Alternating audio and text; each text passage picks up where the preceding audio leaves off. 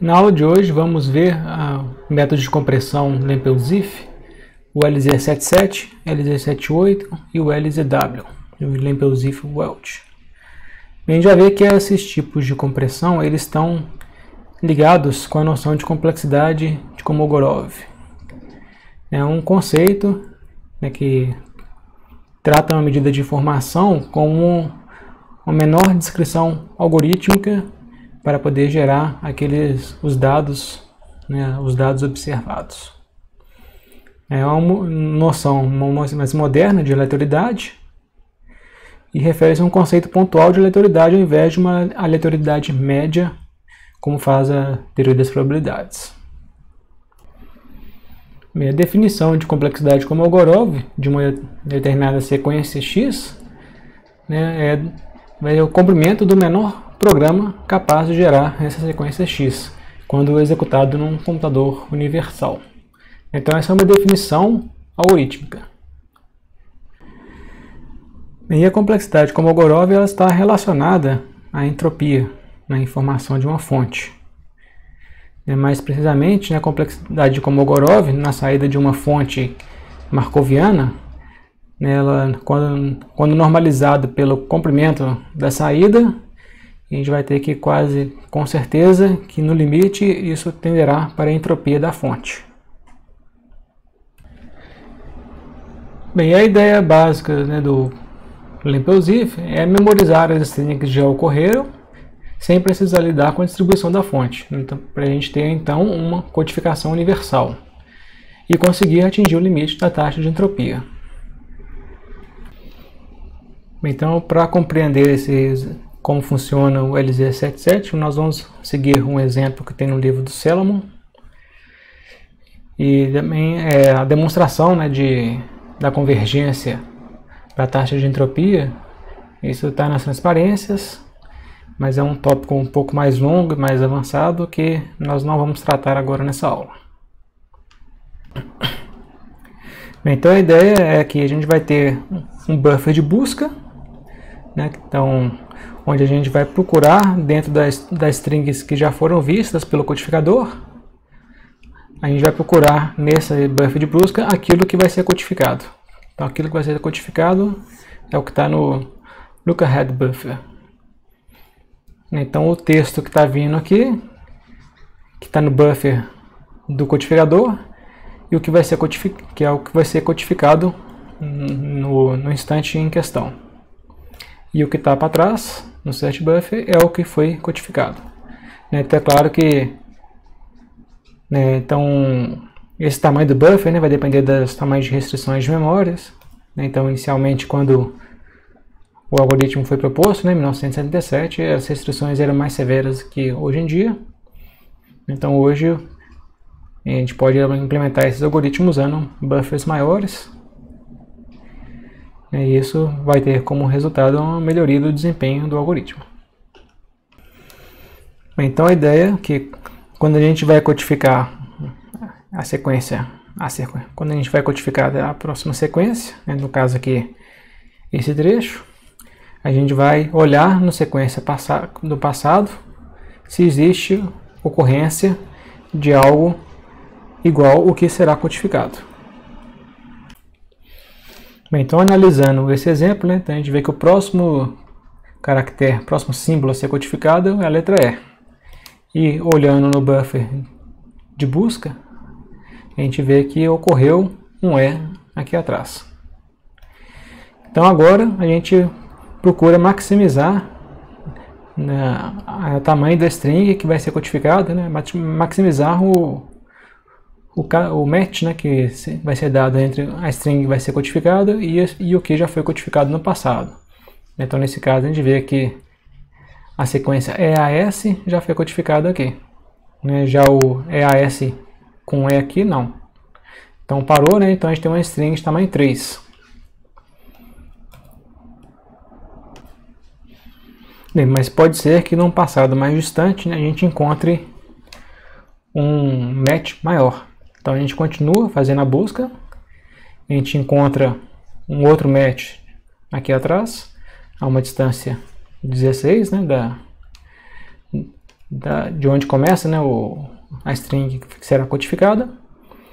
E nesse caso também a gente tem um match também com o mesmo tamanho do anterior. No caso em que há empate, a gente vai escolher, no caso em que um match é maior do que o outro, a gente vai escolher o maior deles. Quando há empate, aí uma solução para poder simplificar o codificador é escolher o último. E se a gente for escolher o último, a gente não precisa manter na memória todos os matches passados.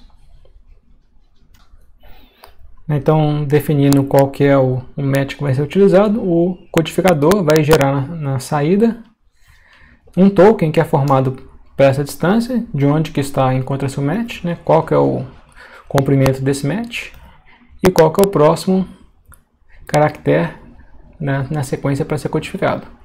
Então, esse token que será o token produzido na saída do codificador.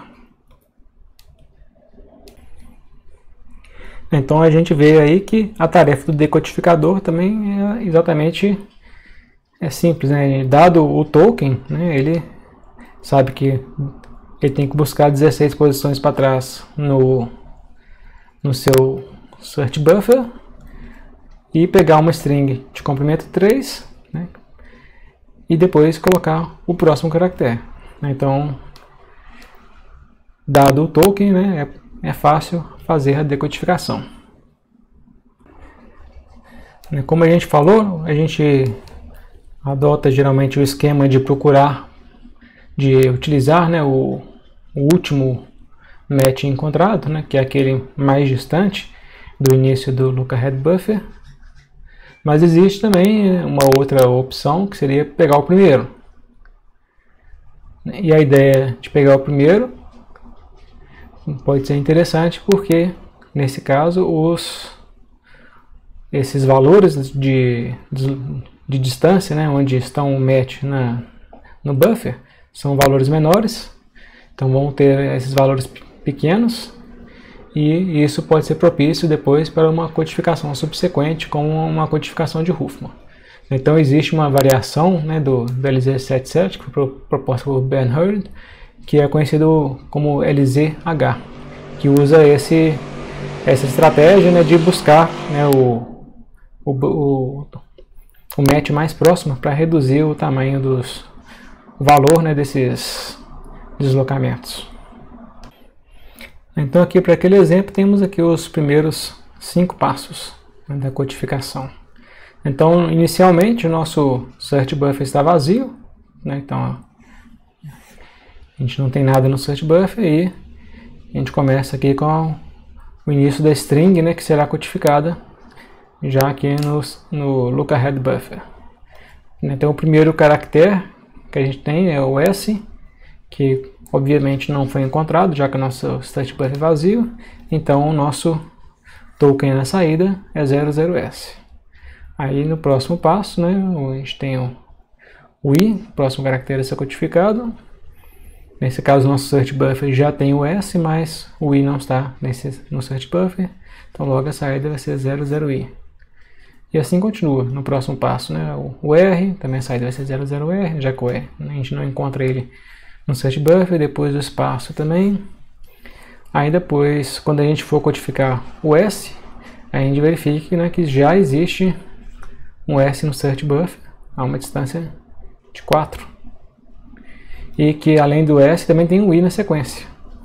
Então a maior string que a gente acha igual, né, o SI, que é uma string de tamanho 2. Então a gente gera na saída o token 42D, né, onde o D é o próximo símbolo a ser codificado. Bem, então o token vai ser formado por esse conjunto aqui, onde a gente tem o offset, né, a distância, o tamanho do match e o próximo símbolo.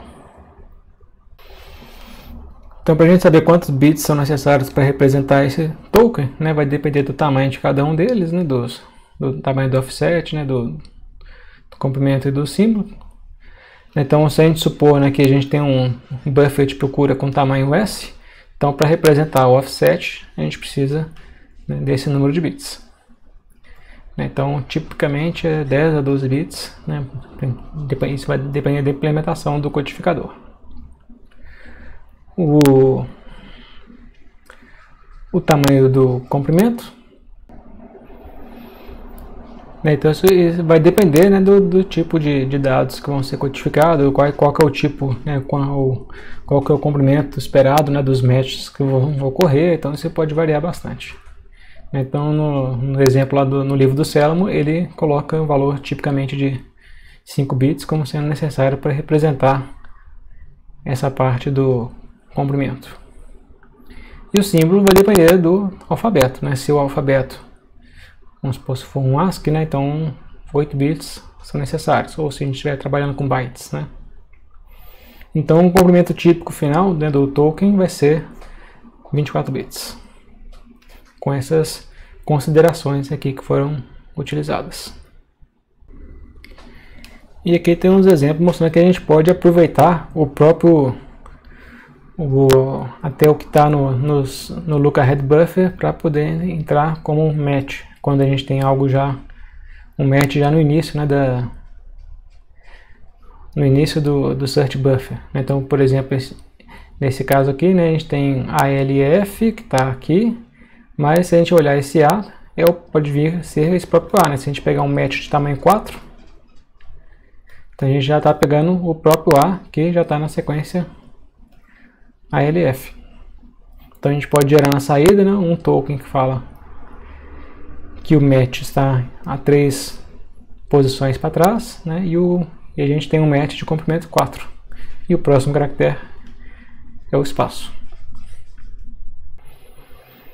Nesse outro exemplo, a gente tem várias repetições do A, então a gente pode gerar um token na saída falando que uma posição para trás, né, que a gente tem o A que deu o match, e a gente tem uma sequência de 9 As e depois o último A aqui.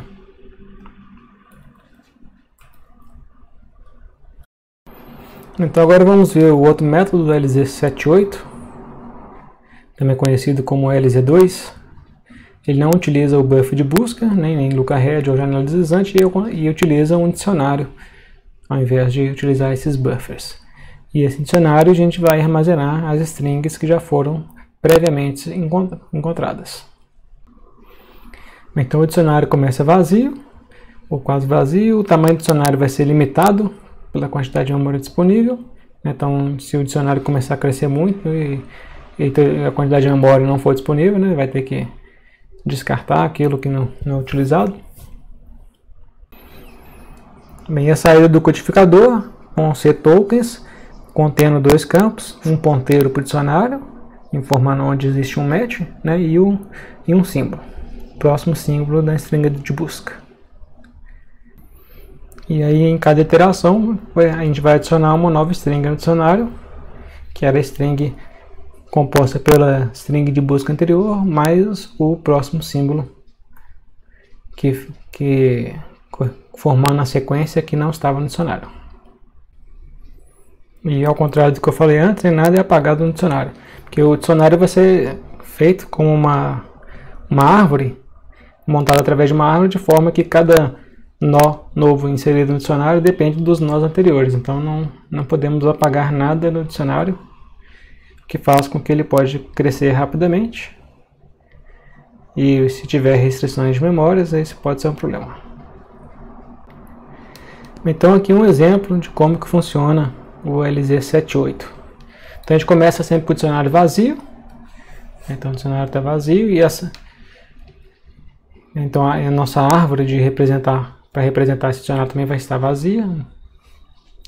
E a nossa string que a gente quer codificar é essa aqui. Então o primeiro caractere, o primeiro símbolo é o S. Então como o dicionário está vazio, quando o símbolo não é encontrado, sempre vai ter na saída um token que começa com 0. Então o S é o primeiro símbolo, não está no dicionário. Então o token gerado vai ser 0 e S. Então a primeira posição referencia no dicionário onde que existe, né, uma string passada que já foi codificada. Então como o S nunca foi visto antes, então é 0, o primeiro índice do token, e o segundo é o próprio S. E agora a gente adiciona, né, o S no dicionário. Então ele vai ser adicionado no dicionário na primeira posição do dicionário. Então quando a gente for precisar utilizar o S novamente, basta a gente referenciar pela posição em que ele está no dicionário. Bem, e assim continua, né? Quando a gente vai codificar o próximo símbolo, I não está no dicionário, então a saída será 0i, e vamos adicionar o I na posição 2 do dicionário. Depois o próximo, o R, mesma coisa, né? Nós vamos ter na saída 0R, adicionar o R no dicionário, depois o 4, o espaço vai ser adicionado no dicionário, a saída será 0,4. E agora quando a gente encontrar, né, o próximo S, esse S aqui, ele já vai estar no dicionário. Então, se a gente encontrou o S no dicionário, a gente tenta procurar o SI. O SI não foi encontrado no dicionário. Então, a saída do codificador será um token, onde a gente referencia onde está o S, que era a string antes de inserir o I, e o próximo símbolo, I. E agora vamos inserir o SI no dicionário, na posição 5. E aí esse processo continua. E a gente pode ver aqui, para simplificar, né? Vamos ver quando chegar na sequência aqui, S, I, de novo, L. Então quando a gente chegar no S já está no dicionário, a gente procura o SI também está no dicionário, né, que a gente inseriu aqui nesse passo. E aí a gente tenta buscar SIL. SIL não está no dicionário, então o token na saída vai ser a referência para onde que está o SI no dicionário, e mais o L, que é o próximo símbolo, né, que fez com que essa string de busca, SL, não fosse encontrada no dicionário. E agora a gente vai inserir o SL no dicionário. Então, como eu falei, a estrutura para guardar esse dicionário é uma árvore, onde o caminho pela árvore determina as strings, né? Então, o último exemplo que a gente falou foi o SIL. Então, o SIL ele vem da gente primeiro inserir o S, depois inserir o SI, e depois inserir o SL. Então ele estaria nesse caminho aqui. Primeiro a gente inseriu o I na primeira posição do dicionário, depois a gente inseriu o SI na posição 5 do dicionário, e por último o SIL na posição 13 do dicionário. Bem, uma variação do LZ78 é o LZW, que foi proposta pelo Welch em 1984. E a principal característica dele é eliminar o último campo do token. E para poder fazer isso, ele tem que iniciar o dicionário com alguns símbolos já preenchidos. Então a gente pode iniciar o dicionário com todos os símbolos de 8 bits. Então vamos ver um exemplo de como que funciona o LZW. Então o nosso dicionário já está preenchido com todos os símbolos de 0 a 255, né, com todos os códigos ASCII, né, de 0 a 255. O primeiro símbolo na string que a gente vai codificar, o primeiro símbolo na entrada do codificador é o S. Então o S ele já está no dicionário, né, então vamos procurar no dicionário, ele está no dicionário. E a gente procura agora a string maior, incluindo o próximo símbolo que é o I. Então a gente procura SI no dicionário. O SI não está no dicionário. Então a gente inclui o SI no dicionário na próxima posição disponível, que é 256, né, já que a gente inicializou o dicionário com todas as posições até o 255. E a saída vai ser a referência para o S. Então a saída nossa é a referência para a string até a anterior, né, tirando o último símbolo que a gente incluiu, no caso aqui foi o I, que fez com que a string de busca não fosse encontrada. E agora a gente inicializa a string de busca com o último que a gente parou, o último símbolo que a gente tentou inserir, que foi o I. Então inicializamos agora a string de busca com I, e o I está no dicionário. Então o I está no dicionário, a gente acrescenta o próximo símbolo, forma uma sequência agora IR. A sequência IR não está no dicionário. Então a gente insere ela no dicionário na próxima posição disponível no dicionário e vai ter na saída do codificador a posição, né, a referência para a string anterior, que no caso era só o i, que está na posição 105. E vamos inicializar a string de busca agora com o último símbolo que foi inserido, que é o R. O último símbolo que foi inserido na string de busca. Bem, esse processo vai seguindo. Então, por exemplo, quando a gente chegar nesse S aqui, ele já está no dicionário. A gente procura SI. SI também está no dicionário, que a gente inseriu ele no primeiro passo, né? No primeiro símbolo que a gente inseriu foi esse aqui. Depois a gente procura então SID. Aí agora SID não está no dicionário. Então SID não está no dicionário. A gente vai inserir ele no dicionário na próxima posição. E a saída do codificador vai ser a referência para onde está o SI, que era a string sem o último símbolo que a gente inseriu por último na string de busca. E vamos inicializar agora, né, a string de busca apenas com o último símbolo, que é o D. E assim continua. Então aí, né, a gente tem todos os passos aí na codificação dessa string. E aqui também no livro do céu mostrando aí o dicionário final na codificação daquele exemplo. Então esse aí foram o LZ77, 78 e o LZW. E nas transparências, quem quiser dar uma olhada também tem a demonstração de como que o LZ77 converge para a entropia. É uma demonstração longa, né, mais trabalhosa, então fica para quem tiver curiosidade e disposição.